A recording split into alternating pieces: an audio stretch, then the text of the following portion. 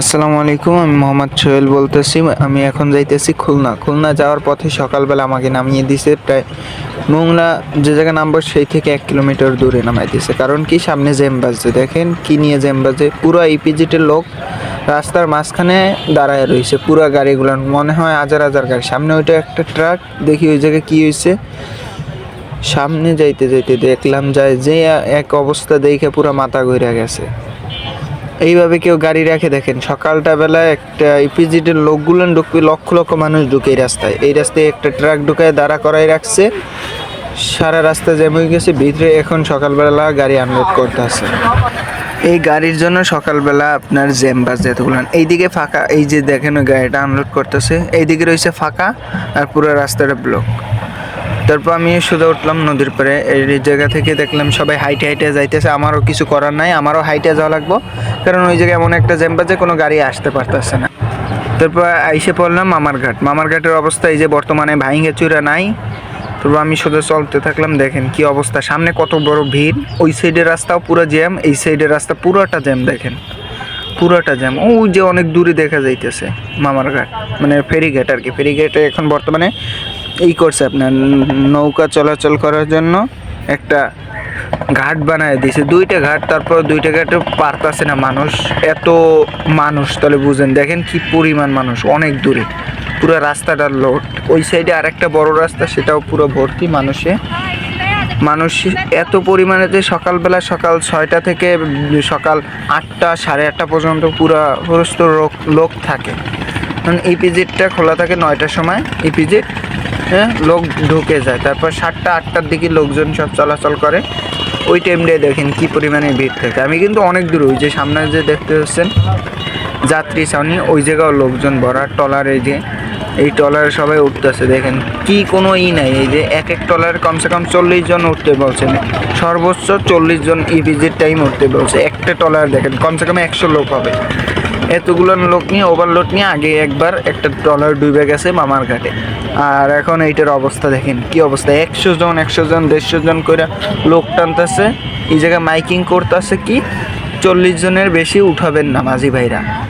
এরপর ঘাট পারাপারের জন্য সবাই সতর্ক থাকবেন, এটাও বলতেছে। কারো কোনো সতর্ক নাই, দেখেন কি অবস্থা হয়। এই যে ট্রলারগুলো মানুষজনে পুরো লোড হয়ে রয়েছে, কি অবস্থা একটা। এই জায়গায় একটা ব্রিজ লাগে, ব্রিজ হইলে যদি কোনো সরকারি ব্রিজটা তৈরি করে দিত তাহলে মোংলা মানুষের জন্য উপকার হইতো। কারণ এই মোংলার ভিতরে ওই যে ওপার থেকে এবার মানে আপনার কাটাখালিতে আইসা ধরেন আপনার এই মোংলা পাড়ার ট্রলারে পারান লাগে। কারণ একটা ব্রিজ হইলে ভালো হইতো সবচেয়ে, কারণ এই জায়গায় ইপিজিটে লক্ষ লক্ষ মানুষ যায়। তাই এই পারে যদি একটা এই ট্রলার দিয়ে তারা কষ্ট হয়ে যায়। মানুষজন দেখেন কি অবস্থা। ওই পড়া দিছিল, এই পোলাটা পড়া দিছিল, ছেলেটা পড়লেই ওই ধর মোবাইল নাকি চাপতেছে একটা হাতে, আর ওই যে মোবাইল একটা চাপতেছে, এখনই পড়া দিছে। এই সতর্ক থাকে না।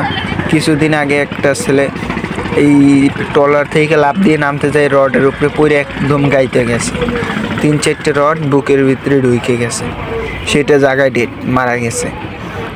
এখন এই জায়গা থেকে দেখেন কিভাবে মানুষজনে কিভাবে ভিড়।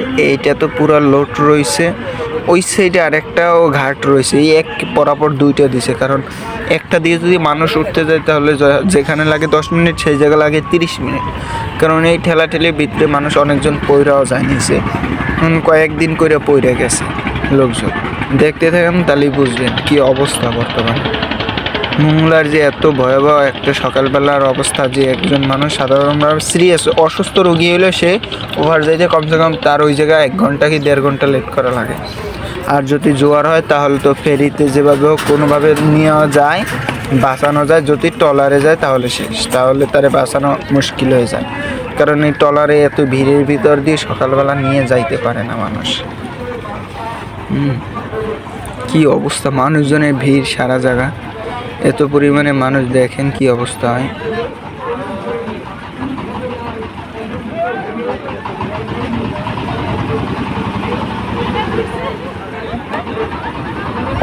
এইভাবে একজন উপকার করতে যাওয়া হয় ক্ষতি। কারণ দেখেন কিভাবে একজনের হাত একজন ধরে টাইনা উঠাইতে যায়, নিচে পইরা গেলেই তো একটা সমস্যা হয়ে যায়, মোবাইল যায় নষ্ট হয়ে যায়, তারপরে জামা কাপড় ইপিজিটের একদিনে বেতন কাটা যায়, কারণ ইপিজিটে যাইতে পারে না ভিজা অবস্থায়।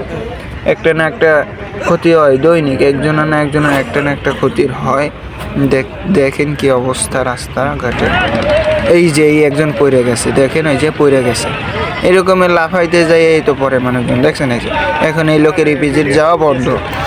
এই জায়গা থেকে যদি এই ব্রিজটা তৈরি করে দিত, বাংলাদেশের একটা অন্যতম, এই যে বাংলাদেশের এই যে ঢাকা একটা আপনার মানে ইপিজিটের ভিতরে ঢুকতে একটা সুবিধা আছে, চট্টগ্রাম ঢুকতে সুবিধা আছে, কিন্তু মোংলায় ঢুকতে কোনো সুবিধা নাই।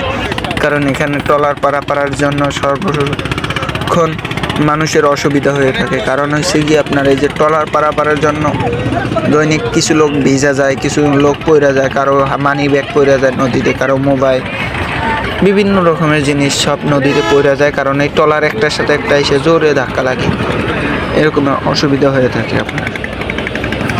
এটা যদি ব্রিজটা হইতো তাহলে বাংলাদেশের মানুষের এই যে মোংলা থানার কিছু মানুষের সুবিধা হইতো।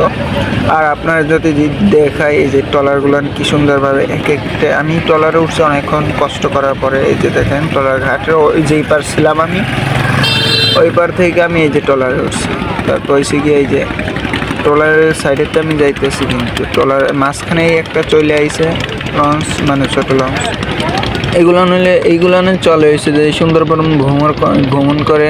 আমাদের এই সাইডে আছে সুন্দরবন, এই সুন্দরবন মোংলা একটা সুন্দর হয়েছে কি আপনার এই সুন্দরবন প্রতি বছরে লক্ষ লক্ষ মানুষ আসে, ট্যুরিস্ট বাংলাদেশ, ইন্ডিয়া, পাকিস্তান থেকে আসে, সব রাষ্ট্র থেকেই আসে। কারণ এখানে সবচেয়ে সুন্দর হয়েছে যে আমাদের এই মোংলা সুন্দরবন, বাগেরহাট মোংলা থানা, এটা হচ্ছে বাগেরহাটের ভিতরে মোংলা থানা।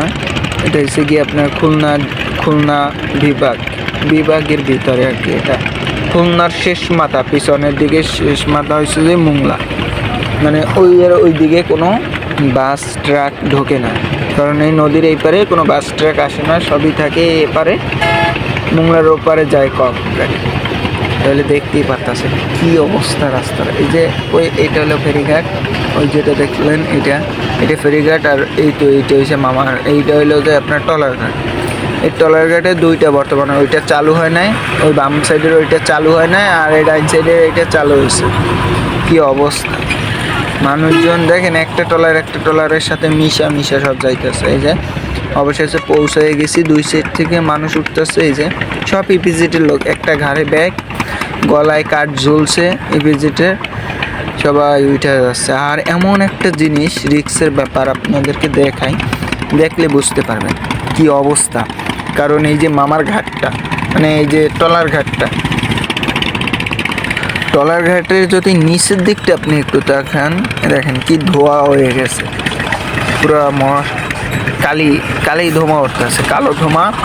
এই যে ঘাটটার নিচের দিকে তাকান, একটা পিলারও কি ভালো আছে, সব নষ্ট হয়ে গেছে। এর উপর থেকে মানুষ চলাচল করতেছে, এক সাইডের পিলার ভালো, এক সাইডের পিলার খারাপ। এই যে দেখেন কি অবস্থা, দেখছেন পিলারের গোড়ার শুধু রড আছে, পাকা পিলারগুলো নষ্ট হয়ে গেছে প্রত্যেকটা। ওই যে কিছু আছে চিকুন হয়ে গেছে। এর উপরে আইসে ট্রলার জোরে জোরে লাগে। এই যে ইপিজিটের লোক যাইতেছে, এইটা হলো ইপিজিটের রোড, আর আমরা উঠতেছি। এটা হলো ডাইনে গেছে ইপিজিট, এই ডাইনে গেছে ইপিজিট,